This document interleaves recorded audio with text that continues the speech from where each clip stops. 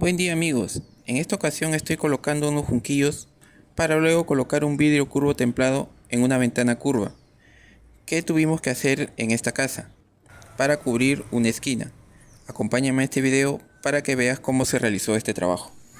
Primeramente lo que tenemos que definir es exactamente la altura. Y como la curva proviene de un diseño del arquitecto y hecho en obra por el maestro albañil, primeramente, después de haberme conseguido una cartulina dúplex, la cual la puedes encontrar en cualquier librería, lo que tengo que hacer es presentarla sobre la curva y con un lápiz marcar todo el contorno, tanto de la parte externa como también de la parte interna, como estás observando aquí en el video.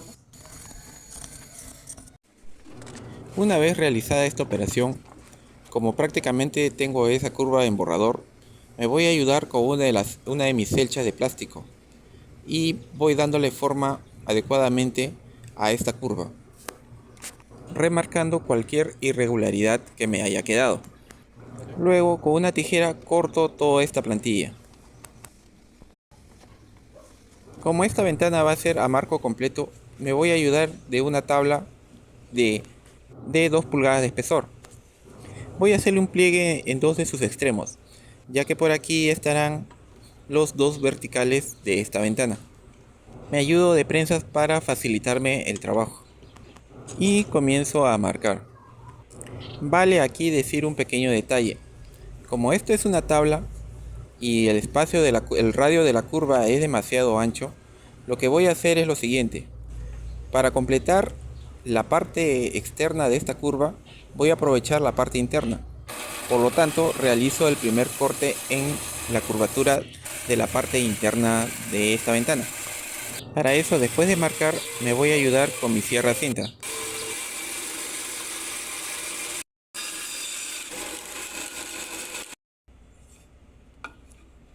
Y esto es lo que les decía.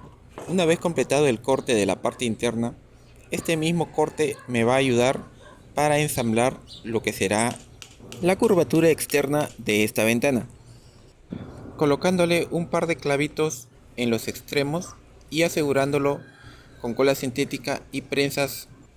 Los dejo secar prudentemente. Una vez que ha secado, retiro todas las prensas F que me ayudaron para su ensamble. Me ayudo de la cepilladora para nivelar una de sus caras. Guiándome del primer corte ya realizado, coloco mi plantilla y realizo el marcado de la curva externa. Completo estos cortes con ayuda de mi sierra cinta.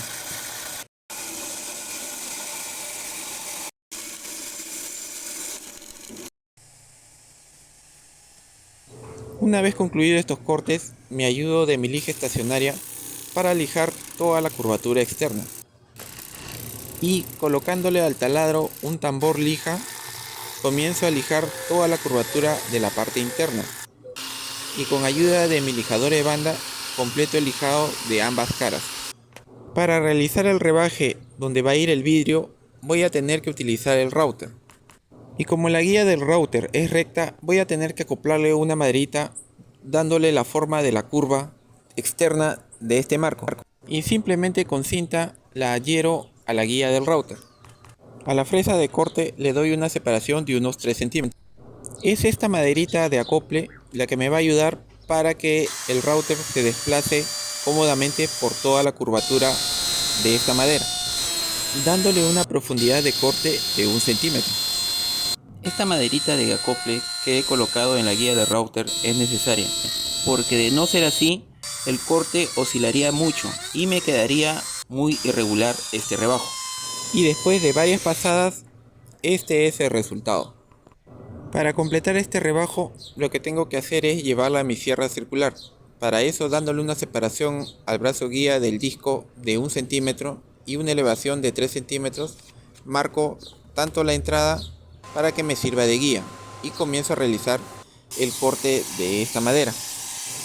Esta marca de tiza me sirve a manera de precaución, ya que esto no es una tabla, es una curva y tengo que hacer un movimiento curvo para que poco a poco vaya haciendo el corte que necesito para completar este rebajo. Con un ligero movimiento desprendo el excedente de este rebajo y con ayuda del cepillo chancla, formón y lija, desprendo cualquier irregularidad que me haya quedado. Presento la otra similar cara con cara y me ha quedado de esta manera. Para realizar el ensamble, lo primero que tengo que hacer es presentarla sobre mi plantilla. Y es esta misma plantilla la que exactamente me va a indicar todo el espacio que ocupa en la pared. Una vez presentado, me da una idea del rebajo que tengo que realizar para completar la pestaña en mis dos verticales. Para eso, dándole una separación dentro del diente del disco de 1 centímetro y una elevación de 3 centímetros, realizo los cortes que corresponden a cada uno de mis verticales. Luego realizo el segundo corte, que es todo lo contrario, una separación al brazo de 3 centímetros y una elevación al disco de 1 centímetro. Y la presento sobre la curvatura, para obtener el rebajo exacto que me permita un ensamble correcto en esta pestaña. Para obtener esta pestaña me ayudo de la sierra circular y de la sierra cinta. Es este rebajo el que me va a dar un correcto ensamble en el marco que estoy realizando.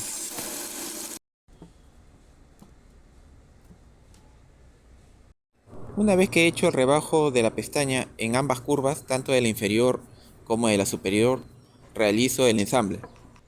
Desafortunadamente en esta ocasión no cuento con ayuda, así que voy a tener que fijarla sobre dos tablas y ayudándome de prensas F y tacos de madera, realizo esta operación. Para eso me voy a ayudar de tarugos de 3/8, el taladro y cola sintética. Tal vez te preguntes por qué siempre utilizo tarugos para ensamblar este tipo de marcos. Lo normal que generalmente se utiliza es tornillos y a veces clavos. Yo lo hago porque al tratar de encastrar estos marcos en lo que es la pared, en algunas ocasiones es un poco irregular el tarrajeo que dejan los albañiles.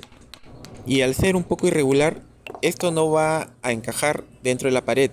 Así que obligatoriamente voy a tener que utilizar el cepillo eléctrico y hacer el rebajo correspondiente. Si hubiese tornillos o clavos en el ensamble, no podría hacer este rebajo, ya que podría estropear la cuchilla del cepillo. Para completar los junquillos o las tablillas que van a sujetar el vidrio de este marco, voy a valerme de la plantilla. Para eso voy a marcar exactamente a unos 2,5 centímetros y con ayuda de un gramil improvisado y un lápiz comienzo a marcar todo el borde exterior. Luego empiezo a cortar con una tijera. Marco sobre una tablilla de 1,5 centímetros de espesor y luego le doy corte con ayuda de la sierra cinta. Para después, con ayuda del cóncavo y el taladro y la lija, lijo toda la parte interior y con el plato lija lijo toda la parte exterior. En el soporte vertical del router lo calibro exactamente a la altura que necesito para moldurar toda la parte exterior de este junquillo. Recuerda que hay un video de cómo se realizó este soporte vertical utilizando retacería de madera. Te voy a dejar enlace aquí en la descripción de este video. Y me está quedando de esta manera. Lo que sigue es presentarlo sobre el rebajo que hicimos de nuestra pestaña en el marco curvo que acabamos de realizar. Como no es el único marco curvo, necesariamente tengo que marcar cada junquillo en el marco que corresponde, para no confundirlos. Lo que sigue a continuación es que tengo que moldurar todo el borde interno de este marco. Pero dada la casualidad de que la curvatura me impide que la moldura llegue hasta el extremo, solamente en un lado, voy a tener que completar esta moldura con un pequeño junquillo, cola sintética y paciencia. Lo que tenía que haber hecho es simplemente hacerle un preensamblado y marcar con un lápiz hasta donde tenía que entrar la fresa con la moldura y después simplemente ensamblar. Y me evitaba de hacer este resane. Así que ya sabes, primero realiza el moldurado y después realiza el ensamble. Claro que si utilizamos el mismo retazo de madera en su tonalidad, este resane se ve casi imperceptible. Y una vez completado el borde interno y el borde externo con sus junquillos, lo preparo para realizar su acabado. En este caso quiero darle un color cedro. Para eso voy a utilizar tinte al alcohol, laca selladora y un poco de thinner.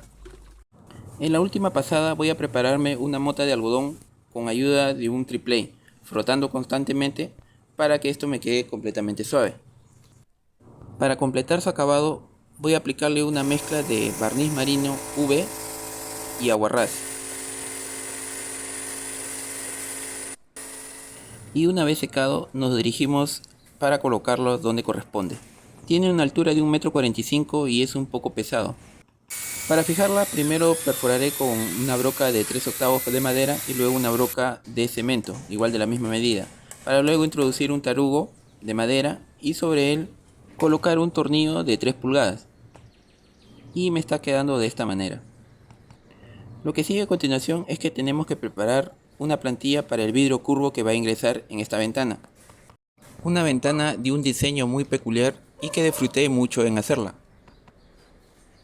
Es por eso que si quieres saber más acerca de este trabajo o de otros similares, entonces te recomiendo el video que sigue a continuación. Nos vemos a la próxima.